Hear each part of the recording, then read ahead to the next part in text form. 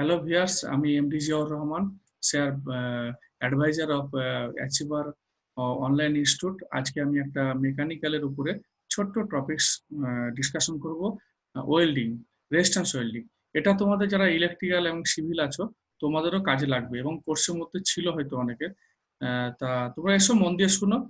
আমি পুরো class discussion করার পর কিছুটা এমসিকিউ ডিসকাশন করব। হ্যাঁ, ঠিক আছে। এসো তাহলে আমাদের এতে যাওয়া যাক, ক্লাসে যাওয়া যাক।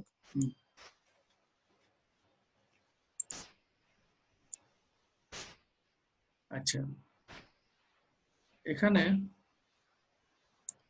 আমরা জয়েনিং ফার্স্ট হচ্ছে আমরা দেখবো হচ্ছে জয়েনিং প্রসেস কি কি আছে, কি কত ধরনের জয়েনিং প্রসেস আছে, কিভাবে আমরা মেটাল টু মেটাল জয়েনিং করতে পারি। রিভেটিং আছে, ফার্স্ট হচ্ছে রিভেটিং, দেন হচ্ছে বোল্টিং, নাট বোল্ট দিয়ে করা হয়, তারপর হচ্ছে স্ক্রু জয়েন্ট।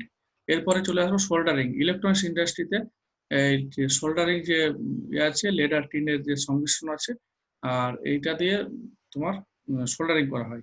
দেন হচ্ছে ব্রেজিং, লাস্ট হচ্ছে ওয়েল্ডিং। ওয়েল্ডিং সম্বন্ধে আমি এখানে কিছু বলছি না, কারণ আমি ওয়েল্ডিং সম্বন্ধে বিস্তারিত আলোচনা করবো। এবার চলে আসবো ওয়েল্ডিং জয়েন্ট। তাহলে আমরা জানলাম ওয়েল্ডিং হচ্ছে one types of the joining প্রসেসের মধ্যে ওয়েল্ডিং একটা প্রসেস। What is welding? এই দেখো এখানে ডেফিনিশনে বলা আছে, তোমরা process of the joining to similar metal or dissimilar. এখানে দুখানা সিমিলার মেটাল হতে হবে অর ডিসিমিলার। ধরো এমএস টু এমএস কিংবা এমএস এর সঙ্গে আদার্স মেটেরিয়াল জয়েন করবো আমি, সেখানে application of the heat, heat অবশ্যই দরকার, কেন হিট না হলে আমাদের ওয়েল্ডিং হবে না। যে কোনো টাইপস অফ দ্য ওয়েল্ডিং এর জন্য আমাদের হিট ইজ এসেন্সিয়াল। বাকি প্রেসার আর ফিলার মেটেরিয়াল নট এসেন্সিয়াল। ঠিক আছে, কিছু কিছু ওয়েল্ডিং এ প্রেসার লাগে, কিছু কিছু ওয়েল্ডিং এ প্রেসার লাগে না। যেমন তারপর হচ্ছে ফিলার মেটাল লাগে, আবার ফিলার মেটাল লাগে না। কিন্তু যে কোনো ওয়েল্ডিং এ heat is essential. So heat আমাদের যে কোনো উপায়ে প্রডিউস করতে হবে। তারপরে টাইপস অফ দ্য ওয়েল্ডিং দেখো, অটোজেনিয়াস, সিমিলার মেটাল। একটু আগে বললাম সিমিলার মেটাল, ডিসিমিলার মেটাল। তাহলে similar metal with filler metal, তাহলে autogenous. Homogeneous, similar metal with filler metal. Dissimilar metal আর হচ্ছে তোমার হচ্ছে উইথ ফিলার মেটাল, সেটাকে বলা হয় হেটেরোজেনিয়াস। ওকে, এবার types of the welding. Welding হচ্ছে টাইপস, আমরা একটু আগে দেখলাম। কোনো কোনো ওয়েল্ডিং এ প্রেসার লাগে, কোনো কোনো ওয়েল্ডিং এ প্রেসার লাগে না। তা সেই জন্য আন্ডার প্রেসার প্রেসার ওয়েল্ডিং, আর যেগুলো প্রেসার লাগে না নন প্রেসার ওয়েল্ডিং। এখানে প্রেসার ওয়েল্ডিং, ফিউশন ওয়েল্ডিং। আবার প্রেসার ওয়েল্ডিং কে আমরা কত ভাগে ভাগ করব? দুটো ভাগে, ফোর্জ ওয়েল্ডিং, রেজিস্ট্যান্স ওয়েল্ডিং। আর ফিউশন ওয়েল্ডিং এ গ্যাস ওয়েল্ডিং, আর্ক ওয়েল্ডিং, আছে থার্মিক ওয়েল্ডিং। এই যে ক্লাসিফিকেশনটা আছে তোমরা একটু দেখে নেবে, ভালো করে নোট ডাউন করে নেবে। ওকে, আমরা নেক্সট আসবো হচ্ছে রেজিস্ট্যান্স। নেক্সট আসবো হচ্ছে রেজিস্ট্যান্স ওয়েল্ডিং। ওকে, আচ্ছা, রেজিস্ট্যান্স ওয়েল্ডিং এর কি?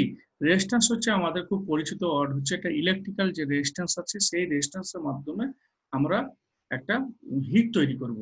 আমরা জানি রেজিস্ট্যান্স থাকলে হিট তৈরি হবে। আমরা ফর্মুলাটা হচ্ছে He/2I²RT। ফর্মুলাটা আমরা একটু পরে দেখে নেব। তাহলে He/2, হচ্ছে হিট, I²RT হচ্ছে কারেন্টের সঙ্গে সমানুপাতিক, আর হচ্ছে রেজিস্ট্যান্স, কন্ট্যাক্ট রেজিস্ট্যান্স, আর টি হচ্ছে কতক্ষণ ধরে তুমি টাইমটা অ্যাপ্লাই করছো। দেখো, electrical resistance welding is a group of the welding process which part welded first heated fusion temperature। তাহলে আমাদের ফিউশন টেম্পারেচারে নিয়ে হিটটা নিয়ে গিয়ে হিট তৈরি করা হয়। সেই হিটটাকে এমন ভাবে দেওয়া হয় সে তার ফিউশন টেম্পারেচার চলে যায় by the resistance of the piece of the, যে দুখানা যে আমাদের জব থাকবে, প্লেট থাকবে, ওই প্লেট টু প্লেটের মধ্যে যে কন্টাক্ট রেজিস্ট্যান্স, সেই কন্টাক্ট রেজিস্ট্যান্স হাই হওয়ার জন্য যে ইলেকট্রিক কারেন্ট ফ্লো হবে, সেই ইলেকট্রিক কারেন্ট ফ্লোর জন্য একটা হিট তৈরি হবে। সেই সঙ্গে সঙ্গে একটা মেকানিক্যাল প্রেসার অ্যাপ্লাই করা হবে। এখানে কোনো ফিলার মেটাল অ্যাপ্লাই করা হবে না। ঠিক আছে, তাহলে আমরা রেজিস্ট্যান্স সম্বন্ধে একটা আলোচনা হলো, resistance welding. Principal of the resistance welding. Principle involve the resistance welding that when the electric current is passed through the junction, আমাদের হচ্ছে যে ইলেকট্রিক কারেন্ট হচ্ছে কোন একটা জাংশনের মধ্যে যদি ফ্লো হয় এবং সেখানে হাই যদি রেজিস্ট্যান্স গ্রো করে, সেখানে একটা হাই টেম্পারেচার অবটেন করবে। The resistance of the metal passing through the current, the contact surface আর not perfect contact and other offer high resistance. দেখো দুখানা মেটাল আছে, মেটাল আমরা জানি মেটালের মধ্যে যদি ইলেকট্রিক কন্ট্যাক্ট কারেন্ট ফ্লো হয় তাহলে সেটাকে বলা হয় লো রেজিস্ট্যান্স, সেখানে কিন্তু খুব একটা হিট তৈরি হবে না। তাহলে মেটাল টু মেটাল যদি কন্ট্যাক্ট থাকে, একটা মেটালের সঙ্গে আরেকটা মেটাল কন্ট্যাক্ট, দ্যাট মিনস হচ্ছে এই মেটাল টাচে আছে, এটার সাথে এটা হচ্ছে পারফেক্টলি কন্ডাক্টিভিটি নয়, সেই জন্য কি হচ্ছে একটা হাই রেজিস্ট্যান্স গ্রো করে। এই হাই রেজিস্ট্যান্স যখন গ্রো করবে এর মধ্যে দিয়ে যখন ইলেকট্রিক কারেন্ট ফ্লো করবে একটা হিট তৈরি হবে। ঠিক আছে, আমরা দেখে নেব হিটের ফর্মুলাটা দেখে নেব কিভাবে হিট তৈরি হচ্ছে। আমরা জানি electric current, electric energy, power, এই electric power energy one types of the energy আর কি, electric energy converted into heat energy. আমরা জানি হিট হিট আর হচ্ছে ইলেকট্রিক্যাল এনার্জি, এগুলো কোনো সময় সৃষ্টি বা ধ্বংস করা যায় না, এক শক্তি থেকে একটা মানে শক্তি থেকে আর একটা শক্তিতে রূপান্তরিত করা যায় এনার্জি থেকে। তা আমরা এখানে হিট কিভাবে তৈরি হয়ে যাচ্ছে দেখে নেব। Potential difference W by potential difference, what is potential? আমাদের বাড়িতে যে সাপ্লাই থেকে 220 ভোল্ট 440 ভোল্ট, এগুলো হচ্ছে পোটেনশিয়াল ডিফারেন্স। পোটেনশিয়াল ডিফারেন্স হচ্ছে ডাব্লিউ বাই কিউ, মানে ডাব্লিউ হচ্ছে ওয়ার্ক, কিউ হচ্ছে চার্জ। কার চার্জ? ইলেকট্রনের চার্জ। ঠিক আছে, ডাব্লিউটা হচ্ছে জুল, তাহলে ভি সমান হচ্ছে ডাব্লিউ ইন্টু কিউ। আর কিউ সমান আমরা পড়েছিলাম আগে কোনো একটা কন্ডাক্টরের মধ্যে কতটা কারেন্ট, কতটা ইলেকট্রনের চার্জ ফ্লো হচ্ছে সেটা হচ্ছে কিউ। সেই চার্জের ইলেকট্রন যে চার্জ ফ্লো হচ্ছে পার সেকেন্ডে সেটাকে আমরা বলি অ্যাম্পিয়ার। আই সমান কিউ বাই টি, তাহলে কিউ সমান আই ইন্টু টি, এখান থেকে করে টরে দিয়ে আমাদের চলে আসছে এইচ সমান ভি ইন্টু আই টি, এই যে এগুলো ফেলে দিয়ে আর ডাব্লিউ এর জায়গায় এইচ বসে দিলাম, আমাদের হচ্ছে mechanical equivalent of the heat, heat of the আমাদের জুলস ল। জুলস ল হচ্ছে আমাদের হিট থেকে যে আমাদের ইয়ে পাওয়া যায় W L to J H, যে ফর্মুলাটা আছে, জে এর ভ্যালুটা এখানে 1। ঠিক আছে, others expression heat produce, ohms law হচ্ছে ভিজুয়াল টু আর, এই ফর্মুলায় ফেলে দিয়ে আমরা হিট সমান আই স্কয়ার আর টি পাচ্ছি। দেখো বন্ধুরা, আমাদের যে এখানে রেজিস্ট্যান্স যে আমরা ফিরে যাচ্ছি, নেক্সট তারপর আবার আসবো আমি এখানে স্পট ওয়েল্ডিং এ ফিরে যাচ্ছি। স্পট ওয়েল্ডিং হচ্ছে, দেখো এখানে একটা রেজিস্ট্যান্স ইয়ে আছে, ট্রান্সফর্ম আছে, এখানে high voltage step down transform, এখানে লো ভোল্টেজ। আমরা হিটের ফর্মুলা দেখলাম H equal to I square R T, তাহলে এখানে হচ্ছে এখানে হাই ভোল্টেজ, এখানে লো ভোল্টেজ। দেখো ট্রান্সফর্মার কি করে? পাওয়ার ট্রান্সফার করে। কোনো সময় ট্রান্সফর্মার কিন্তু পাওয়ার কমায় না কিংবা বাড়ায় না উইদাউট চেঞ্জ অফ ফ্রিকোয়েন্সি। এখানেও যদি 50 হার্টজ হয় তাহলে এখানেও 50 হার্টজ, এখানে 25 হার্টজ হলে এখানে 25 হার্টজ, ফ্রিকোয়েন্সি কোনো চেঞ্জ হয় না, এখানে খালি ভোল্টেজ কম বেশি করে। ঠিক আছে, without change of the frequency and power. তাহলে হাই ভোল্টেজ হলে low voltage, low voltage high voltage.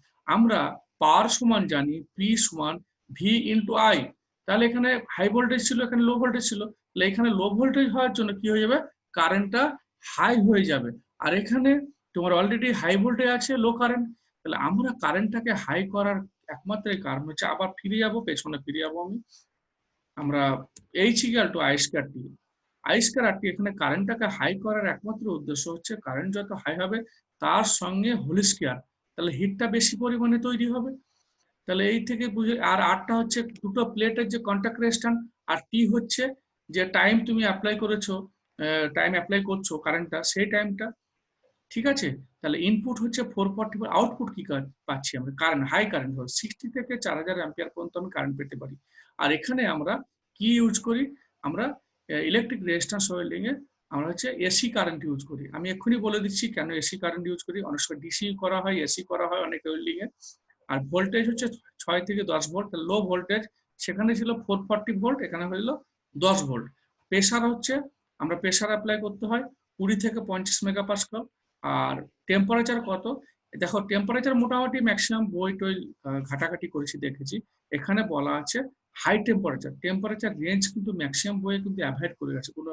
আমি একটা রাফলি একটা আন্দাজ করে বিভিন্ন বই ঘেটে জায়গাটা জায়গায় এসছি, অ্যাবভ 6000 ডিগ্রি সেন্টিগ্রেড। ওকে, নেক্সট আমি চলে যাব স্পট ওয়েল্ডিং। দেখো আমি বললাম লো ভোল্টেজ, এখানে হাই ভোল্টেজ থেকে লো ভোল্টেজ তৈরি হবে। আর আমাদের যে স্পট ওয়েল্ডিং এখানে করা হচ্ছে সেটা এসিতে, ডিসিতে কেন করা হয় না? আমি ডিসি যখন হবে তখন একটা পোলারিটি ফিক্স থাকে, পজিটিভ নেগেটিভ। আমি ওগুলো নেক্সট ওয়েল্ডিং এ ভালো করে পড়বো, আর্ক ওয়েল্ডিং এ আর কি, ডিসি জেনারেটর কিভাবে কি হচ্ছে না হচ্ছে। এখানে হচ্ছে দেখো এই ইলেকট্রোড গুলো কিসের থাকে? কপারের ইলেকট্রোড।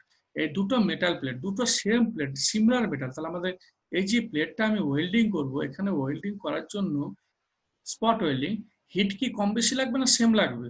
প্রশ্ন এখানেই। যার অ্যান্সার হচ্ছে হিট সমান সমান, টোটাল হিটের 50% এই উপরের প্লেটে, 50% নিচের প্লেটে।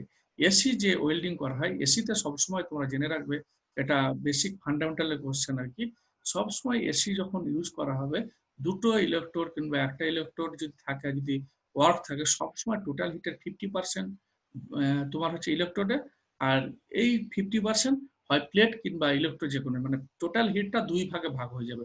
আর যদি তোমার থাকে, ডিসি থাকে, পজিটিভ নেগেটিভ থাকে, তাহলে পজিটিভ যেটা থাকবে, যদি ইলেকট্রোড থাকবে কিংবা যদি তোমার ওয়ার্ক থাকে, সেখানে টোটাল হিটের প্রায় নিয়ার অ্যাবাউট 70%। আর নেগেটিভ এতে, পোলারিটিতে, সেখানে তোমার হচ্ছে 30%, যেখানে হিটের ডিফারেন্স হয়। এখানে কোনো হিটের ডিফারেন্স নেই। ব্রিটানিয়া 50-50, আচ্ছা উপরে 50%, নিচে 50%, টোটাল হিট। এখানে হিট হয়ে গেল। হিট কোথায় কোথায় তৈরি হয় তোমাদের এমসিকিউ থাকে অনেক সময়, সবচাইতে বেশি হিটটা কোথায়? দেখো এইখানে হাই রেজিস্ট্যান্স গ্রো করে।